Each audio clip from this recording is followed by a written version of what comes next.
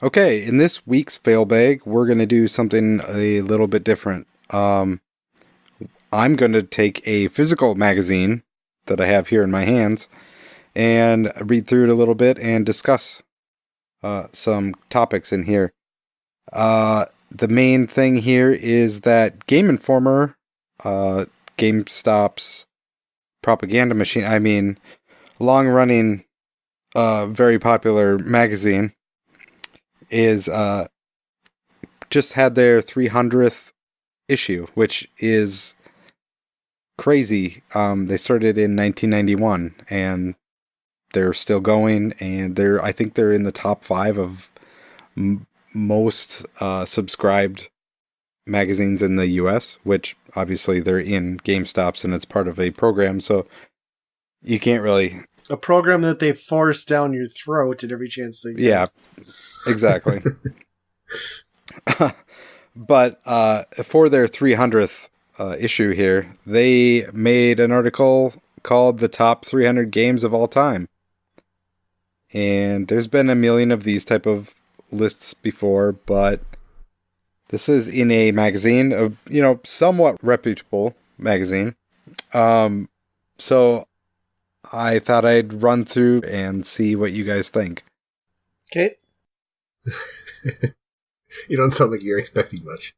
I'm expecting rage, because I'm not sure that I trust this magazine to do the right thing. Okay, we're in the top 10, and No, I don't like the sound of that. hopefully Ryan makes it all the way through before like just hanging up at some point. But we'll start off with a bang here. Number 10 is The Witcher 3 Wild Hunt. Fuck that! I mean, it is a good game, but I love that game. I don't think I'd put it in my top 10. I don't think it's in my top 10, but the more I think about it, the more it climbs up the list in my mind. But 10 is pretty tall. No, yeah. See, I had so much fun just playing Gwent, even. Yeah. Like, I probably have more time in the game playing Gwent than I do anything else. You're not even playing the game. Now that I think about it, the game inside a game. Like, no, I don't know. I would not put it in my top 10, but it's definitely a great game. Yeah. Agreed. And then number 9, just barely beating it out, is pretty much Are you gonna say Skyrim? Are you gonna say Skyrim right now? Yes, I am. Oh. That would be Skyrim. I do think Skyrim is better than Witcher 3. Yep. I don't think it should be. These are not top 10 games. No. This is It all would probably time. be, I don't know, maybe mid-20s? I don't know. Yeah, that's probably where I'd put it too. Skyrim is so amazing. And it came out on last gen. Like, it looked great on last gen. I don't know. Oh. I'm gonna shut my mouth. But, okay, let's go. I wouldn't put it that high, though. No, definitely not. Number 8, Red Dead Redemption. No. No. No! God damn it. I think that's my favorite Rockstar game, but still, I don't know if I'd put it in the top 10. No, absolutely, that does not belong in the top 10. It's a great game. But it's not top 10 greatest games of all time. No, absolutely not. Okay. What's next? I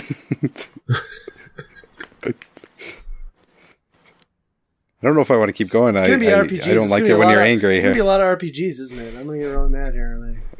No, this is one that made me angry, but... Okay, let's go. Number 7, Call of Duty 4 Modern Warfare. No! No! No. I mean, if it would have been Black Ops 1, okay. We're not to number 1 yet. Okay. No, I would not put that there. Even MW2 would be higher than the first Modern Warfare. No Call of Duty. That. again, it's mainly for the multiplayer. I'm sure that's considered a top game. Yeah. And it shouldn't be in there. I mean, the things that it was revolutionary for definitely were, like the multiplayer progression and all that stuff. Like, that's great, but I don't see it as like, oh, this shaped the industry No. in such a way that it needs to be It in the top 10. funneled them down a fucking awful path that like made everyone have to put out regurgitated first-person shooter bullshit. Like, it derailed the industry hardcore. But does this deserve to be top 10? No. No.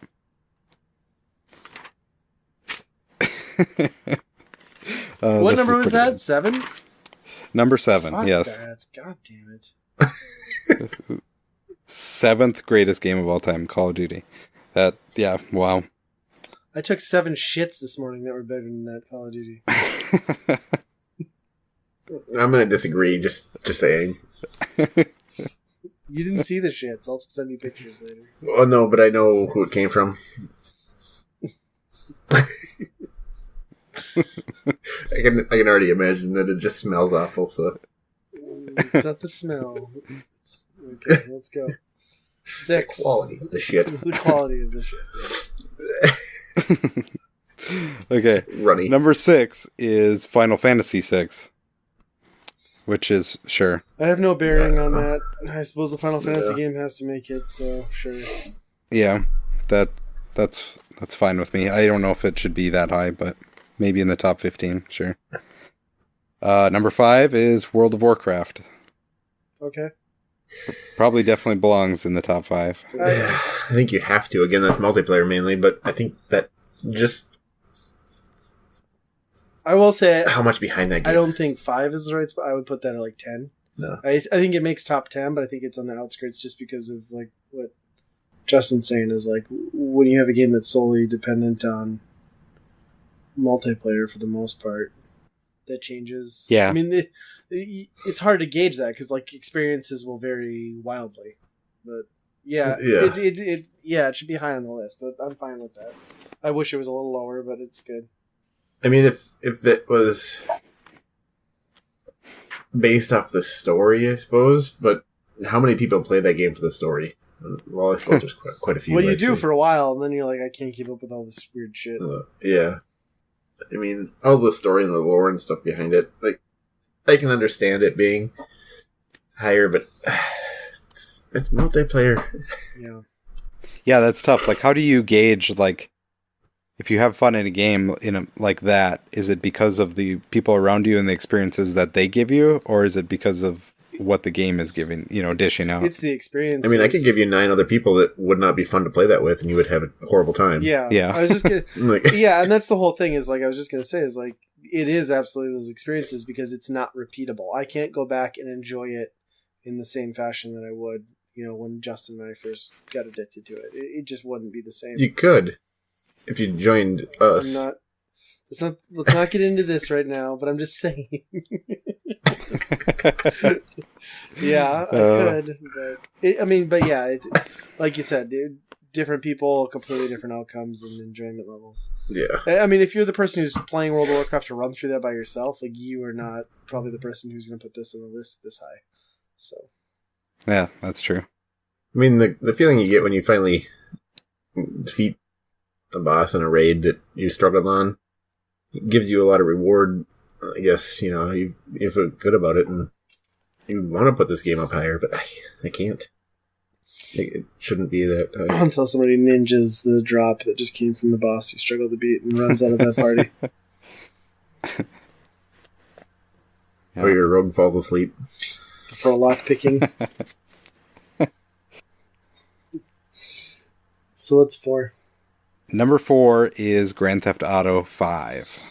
I dislike the repetition in Grand Theft Autos in the top 50 already, like top 51.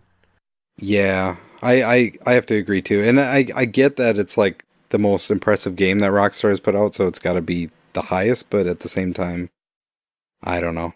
Like, it's diminishing returns for me, at least. I can't look. I would say there's very few experiences that I've had in the last several years that engaged me that much and were that immersive. Like, I can see it. 4 seems slightly high, but Yeah, I can't really complain too much. I'm just glad that it's above the other Grand Theft Autos. Right. Like, if Vice City was going to be the top one, I was going to be angry. Yeah, I guess that's kind of the way I look at it. Like, a Rockstar game probably belongs in the top 10, right? So it's like, which Right. one? But don't we already have a Yeah. fucking Red Yeah, Dead there's two of them. dipshit in here? Not that I don't know why I'm picking on that game. It's a great game. But okay. Well, I'm curious for the next three because this seems like a scary fucking slope that we're climbing up. But I don't know. Top three are okay. Number 3 is Tetris, and I mean it's a very important game. it's also Tetris. And it probably belongs there, but it's also Tetris. But yeah, okay. Yeah. That's always the game, like when you talk about like the greatest games of all time, like what does that mean? Like, does it mean like historically, relevant? Because Tetris certainly belongs there then. Yeah, this one, it kind of does fit the bill though, because like historically relevant, endlessly playable, and just good. I guess it kind of nails all of it, so Yeah. I guess I see it. And approachable. Like, Yeah, there was a lot of older people playing Tetris, for sure. like us. Yep. Number 2 is Super Mario Brothers 3. Okay, I prefer World, I think. I like 3 better. But that's nostalgia driven though. Yeah, that's the Yeah. same for me. Like, I didn't have a Super Nintendo, but I had Mario 3, so like I liked Mario 3 better, but when you play them back to back, like even given the time difference and like the graphics difference, like I think Mario World is designed better. I never played World until... I think that's the one that we played at your house on that Yeah, you had never played it classic, but until you were 30 I and never some played it, years yeah. old. Yeah. Yeah, I mean, I don't know that I can even say it's designed. I mean, level design maybe, but I mean, because I've been playing a lot of Mario Brothers 3 again because my kids are playing it on their arcade cabinet. And there's a lot of, like, when you don't skip worlds and you really go through, like, they did some pretty amazing stuff. I mean, there's some really good levels that I forgot about in Mario 3 where, like, it's almost like a puzzle. You drop in, you have to avoid getting hit, power up enough to get the leaf to get a tail, and then, like, fly your way out. I mean, there's some pretty inventive things that, like, laid the foundation work to Super Mario World that I think were almost as clever as World. I'm appreciating it more now, going back and playing through all these levels that I forgot about because you just warp whistle everywhere. Yeah, true. So I don't know. I mean, I think they could be interchangeable. It makes no sense to me that you have one so much further down the list than the other one because they should be almost. I mean, they should be neck and neck. They should both be in the top 10. I mean, just flat out.